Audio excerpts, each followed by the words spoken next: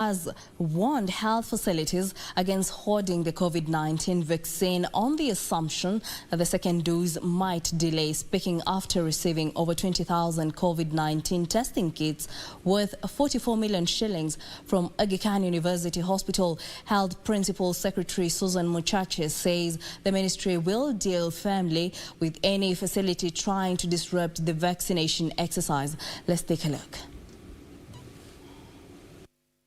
The Ministry of Health has received a major boost from Aga Khan University Hospital, which has donated over 20,000 COVID-19 testing kits valued 44 million shillings to help in COVID-19 response.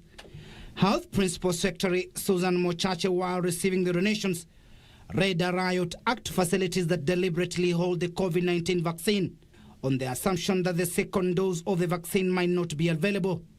Let me also take the opportunity to appeal to the facilities, the health facilities, not to hold the vaccine with the premise of assumption that there will be no second dose. I wish to assure all the facilities, both public and private, that the government will avail the second dose of AstraZeneca, and therefore, please use all the vaccines that we have distributed and not hold them in any way, because they are an important intervention in the fight against the battle.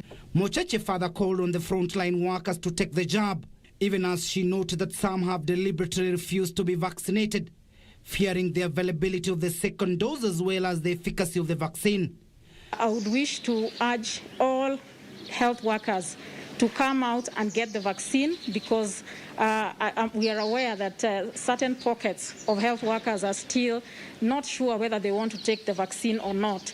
I think looking at the mortality rates on people having COVID, really I would want to urge all the health workers and the frontline workers to come out and get the vaccine. Aga Khan University Interim Chief Executive Officer Rashid Halani said the partnership between the private sector and the Ministry of Health is critical in fighting the coronavirus pandemic. The trust the German government has in our abilities to contribute in the fight in the COVID-19 pandemic. With your support, we have expanded our COVID-19 response. German Ambassador to Kenya, Garnet Gunter, was present, said our country will partner with Kenya in combating the pandemic. We aim at ensuring a global and equitable access to vaccines, tests and treatments worldwide.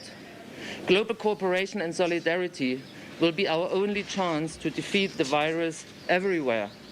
Timothy Kipnusu for Channel 1 News.